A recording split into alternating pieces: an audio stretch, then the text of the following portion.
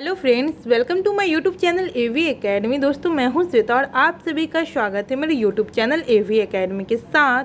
दोस्तों, आज का क्लास हिस्ट्री का होगा और हिस्ट्री के अंतर्गत आज हम लोग भक्ति और सूफी आंदोलन को पढ़ेंगे।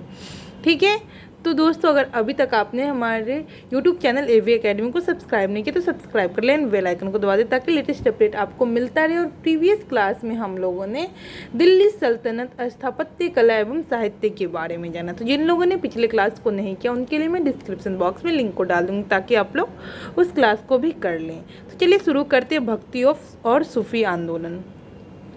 देखते हैं सूफी संप्रदाय को। ठीक है, सूफी संप्रदाय जिसको सूफी संतों द्वारा उर्दू भाषा का प्रारंभ बोलते हैं। ठीक है, सूफी संप्रदाय को दो भागों में बांटा गया है, बासरा और बेशरा। ठीक है, दो भागों में बांटा गया है सूफी संप्रदाय को, बाशरा और बेशरा। ठीक है, क्वेश्चन पूछा जा सकता है कि सूफी संप्रदाय को कितने भागों में बांटा गया? दो भागों में, बाशरा और बेशरा। ठीक है, बासरा का अर्थ होता है इस्लामी कानून के समर्थक, इस्लामी कानून को मानने वाला को बासरा कहते हैं।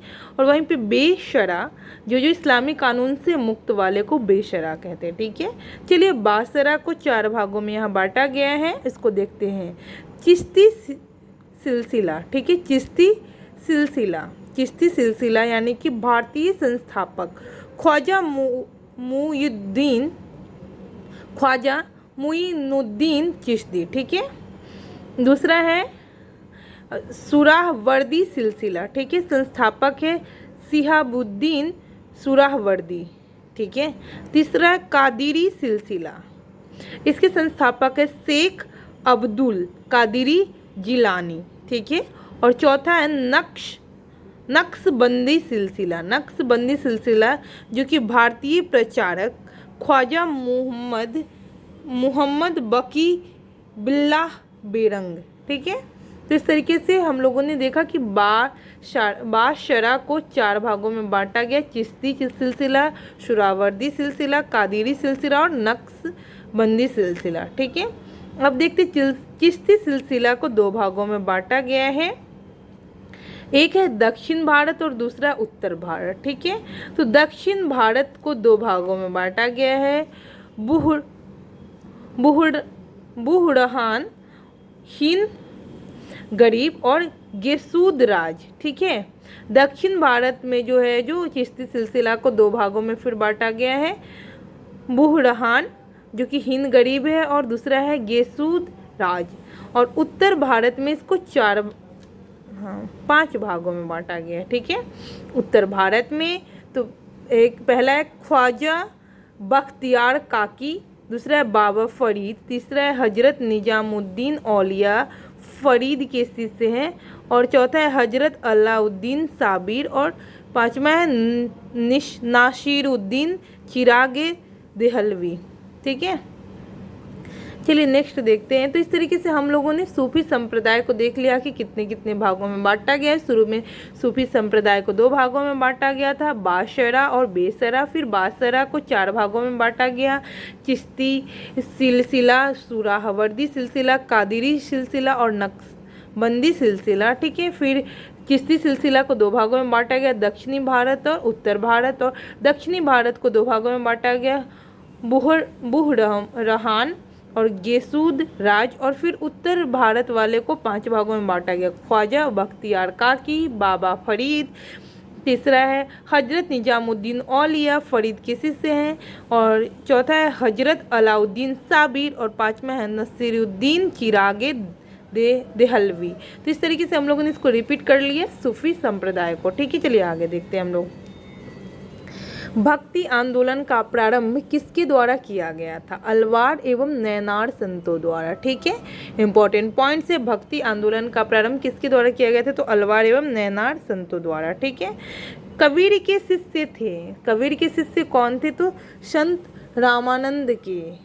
रामानंद के जो कबीर के शिष्य थे। ठीक है, बुद्ध और मीराबाई के जीवन दर्शन में मुख्य समानता यह है कि यह दोनों का मानना है कि संसार दुखपूर्ण है। ठीक है, संसार जो दुखपूर्ण है। ठीक है, नेक्स्ट है रामानुज के अनुयायियों को क्या कहा जाता है?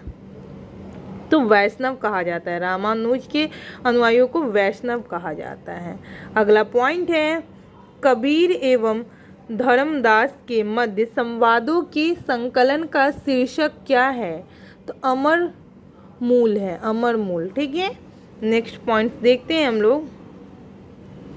इसमें देखेंगे हम लोग सिलसिला और संस्थापक के बारे में। ठीक है, सिलसिला और संस्थापक तो चिश्ती चिश्ती सिलसिला के संस्थापक है ख्वाजा मुईनुद्दीन चिश्ती, ख्वाजा मुईनुद्दीन चिश्ती। ठीक है, चिश्ती सिलसिला के संस्थापक है ख्वाजा मुईनुद्दीन चिश्ती। ठीक है, सुहरावर्दी सिलसिला के संस्थापक है शिहाबुद्दीन सुहरावर्दी बहाउद्दीन जकारिया भारत। ठीक है, नेक्स्ट है कादिरी के संस्थापक है शेख अब्दुल कादिरी जिलानी। ठीक है, सतारी के संस्थापक है शाह अब्दुल्ला सतारी। ठीक है, शाह अब्दुल्ला सतारी।